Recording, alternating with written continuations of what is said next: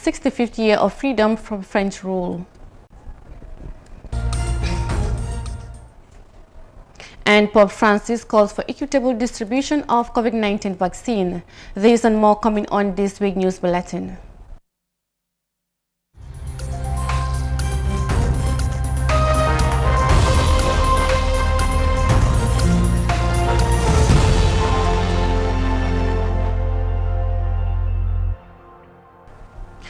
Good evening, you're watching this week news bulletin with me, Mariama Cham, and thanks for joining us.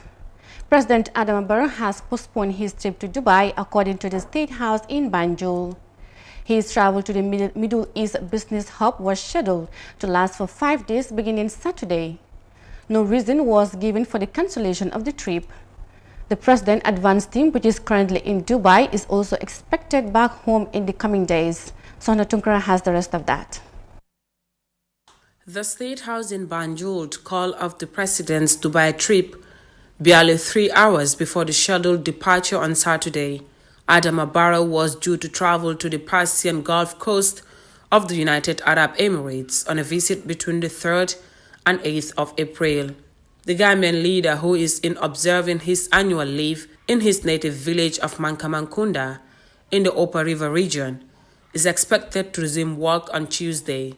If there is any surprise around the Dubai trip, it won't necessarily be the cancellation aspect, but the initial intention to travel during his holiday in the first place. The President had been invited by the private office of the Vice President and Prime Minister of the United Arab Emirates, Marwan bin Mohammed bin Rashid. No reason was given for the postponement of the trip, but had missed appearance to very important national events, including the funeral of the Inspector General of Police and the protest in Kombo Sanyang, all in the month of March. The President managed to confine his holiday activities within the Upper River region, having inspected the ongoing works of 2 major bridges in the area. The First Lady had also invited different schools in Central and Upper River regions, where she handed water bottles to the school children as part of efforts to cope the spread of the coronavirus in the Gambia. President Barrow cancelled his trip to Dubai, which was due on Saturday with no reasons attached. Now, Senegal marks 64th independence anniversary from French colonial rule. The independence celebration was, however, being scaled down to prevent further spread of the novel coronavirus in the country. The West African nation gained independence from France in 1960, becoming one of the leading economies in the sub-region with the prospect for more growth on the continent. Details of that in this report.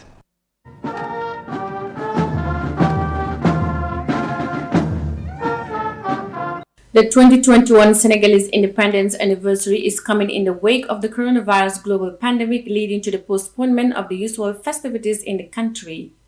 The French conquest of Senegal began in the 15th century with the establishment of and the capture of the island of Gorée from the Dutch, which became a full-scale campaign in the 19th century. Various European powers such as Portugal and the United Kingdom competed for trade in the area of Senegal, leading to the looting of valuable natural resources from West Africa. April 4th is therefore recognized as the birthday of freedom from total foreign occupation, while the concept of neocolonialism in the image of Frenchification continues. In address to the nation last week, President Macky Sall declared a state of emergency and nighttime curfew in consideration of the serious situation of COVID-19. He observed that the disease was spreading so quickly that they were forced to adopt new measures to prevent catastrophe. The official Independence Day began with a national flag-raising ceremony in Dakar, the cosmopolitan capital city, in memory of the country's fight for freedom from the French brutal occupation. The red, green, and golden striped flag was hoisted high above the streets of Dakar alongside special media events across the country. Several countries, including Bahrain, Gambia, and the United States, sent congratulatory messages on the Senegalese independence. King Hamad bin Isa Al Khalifa, the eldest son of the late Emir of Bahrain, wished the Senegalese president abundant health and happiness on the national occasion. Speaking on behalf of the government of the United States, Secretary General of State Antony Blinken congratulated the people of Senegal, describing the occasion as one rooted on the ideas of participatory democracy, respect for human rights, and inclusive prosperity. Reporting for iAfrica News, I am Mariama Cham. Senegal Day clocks 61st independence anniversary from French colonial rule. Now Hope Limited on Saturday held a robotic presentation of two groups of teenagers to boost their passion in playing around artificial intelligence. The exercise was preceded by a 3-month training on Scratch programming and concepts for the children in the program. The event emphasized the employment of robots for analytical assignments such as engineering and technology in general. We get to hear more in this report by Fatoumata Kassim. Robotics is the intersection of science, engineering, and technology that produces machines known as robots that are capable of replicating human actions. Brandon Degilen, co-founder of Hub, introduced the program to train children on the fundamentals of programming the building of robots and instructing them to operate under commands. She encouraged parents and guardians to allow their children to think out of the box and not to confine into academic theories. What we always tend to miss in Gambia is that children learn in different ways, and children are gifted in different ways. But what we always try to do is keep them in a box. We're very rigid. You either study science, commerce, or arts. That's not the world we live in now. The world we live in is ruled by technology.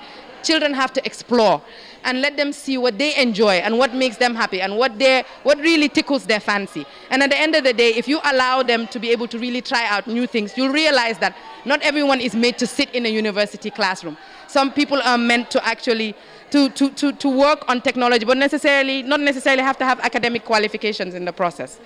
Brandon described the program as an introductory phase from where higher levels in the usage of technology will be introduced. Because this is something that we're going to probably see more of as we keep rolling the program round and round. I would say allow the children to really explore when it comes to digital means, and allow them to really understand how they can use technology, not only to WhatsApp or Instagram or do all those other things, Facebook, but to actually productively use the internet and technology to better their lives. The Robotic Hub came into being after the Pan-African Robotic Competition, which featured the victory of the Gambian team in the tournament. The hub was then set up, beginning with summer classes on the basic concept of the technology for school-going children aspiring for higher education in artificial intelligence. For iAfrica News, I am Fatoumata Kassim. Hope Limited Day conducts a robotic presentation to a group of teenagers to boost their passion playing around artificial intelligence. Now, Pope Francis has urged countries around the world to cooperate in finding a more equitable way of distributing COVID-19 vaccines during his sermon in the Vatican City on Sunday. He observed that the vaccine should be international in the spirit of global responsibility to commit to overcoming delays in the distribution, especially in the poorer countries. Pope Francis was speaking after leading an Easter Mass at St. Peter's Basilica with a small number of worshippers in attendance. We now go with this piece of his message. Tutti, soprattutto le persone più fragili. Everyone, especially the most vulnerable among us, require assistance and has the right to have access to necessary care. This is even more evident in these days and times when all of us are called to combat the pandemic, and vaccines are an essential tool in the fight against COVID. That is the message by Pope Francis on equal distribution of the COVID-19 vaccines globally. Will take us to a short break and we'll be right back with the rest of the news. Stay tuned. The pride we take in our brand, the work we put into constantly change the landscape and elevate real estate in the Gambia, it's compared to none. From inception, our goal was to add value to the beautiful Gambian landscape. That's why we are proud innovators of community estates. Kololi Sands is an exceptional piece of work, tailored for ultimate convenience and luxury, to bring you an element of finesse that is rare but unique in its own. This is also our pride and joy, and we welcome you to the exquisite beauty right here in Kololi and right here on the waterfront. Kololi Sands, feel the ocean breeze at your doorstep.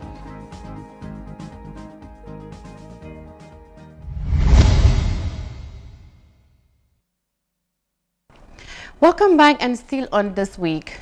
The National Assembly representative for Fonyi Council on Thursday raised concern on the shortage of fish in the Gambia, urging the ministry to look into the matter. Musa Amunyasi described how disheartening it is for the country to allow what he called exploitation of her natural resources. Fatmata Kasim reports.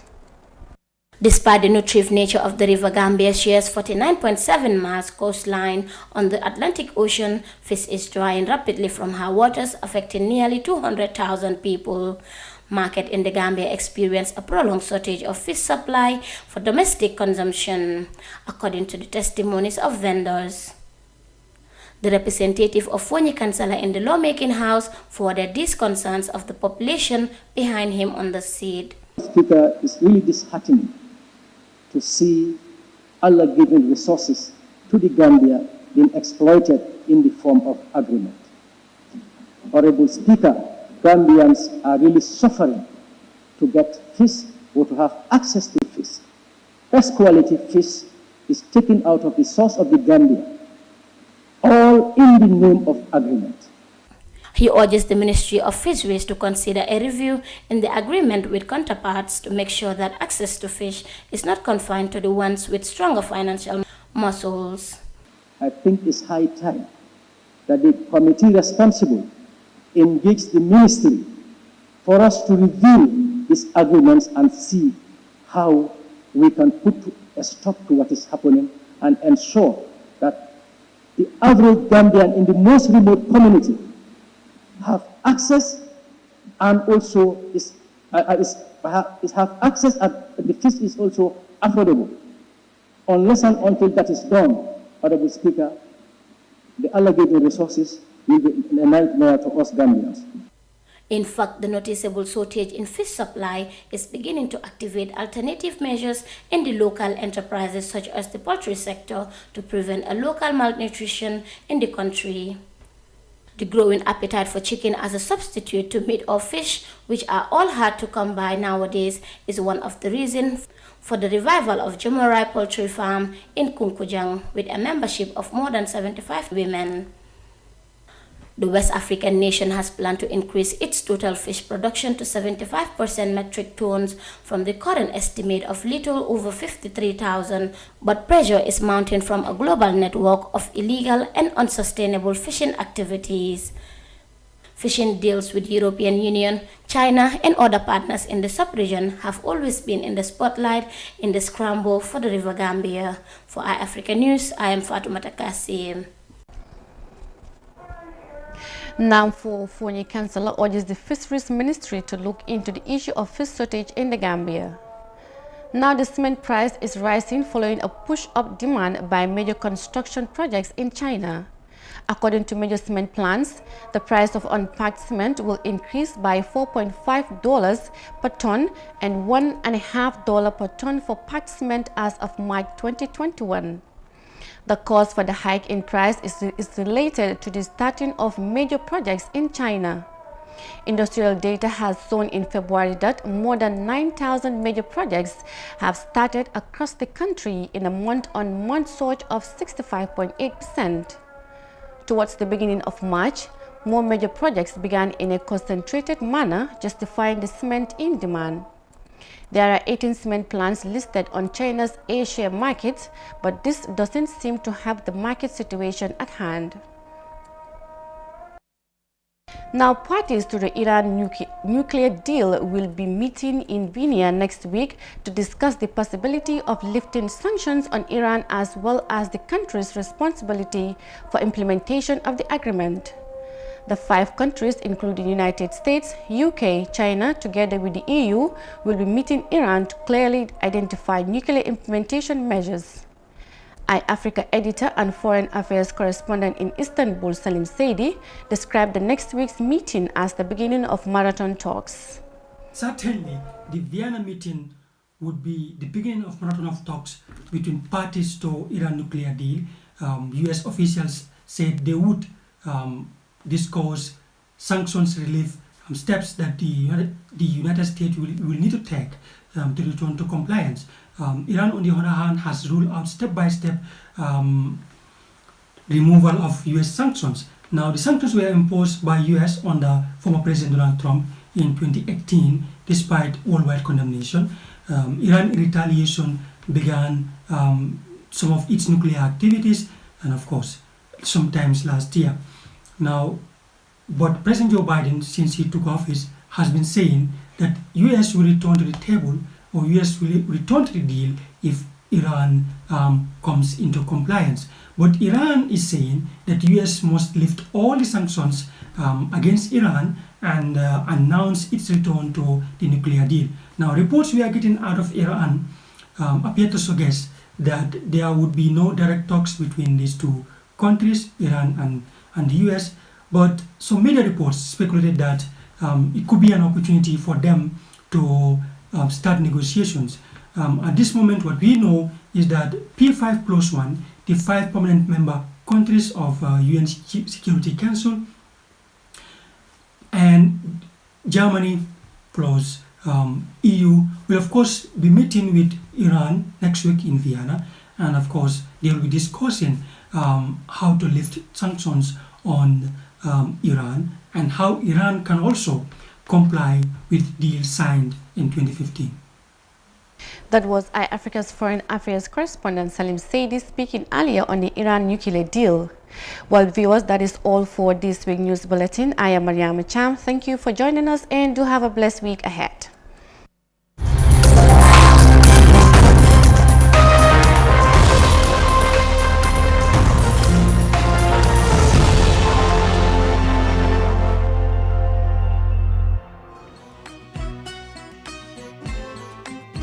Star GSM Electronics special Ramadan promotion starting from April 4th to 15 on all our Sloster home appliances such as two-way gas cooker, microwaves, washing machines, stand fan rechargeable that can last for 8 hours, different stand freezers, deep freezers from 140 to 400 liters, blenders, stand and ceiling fans, solar panels ranging from 150 to 600 watts, different types of solar batteries, stabilizer ranging from 500 watts to 2500 watts, originally flat screens from 17 to 65 inches.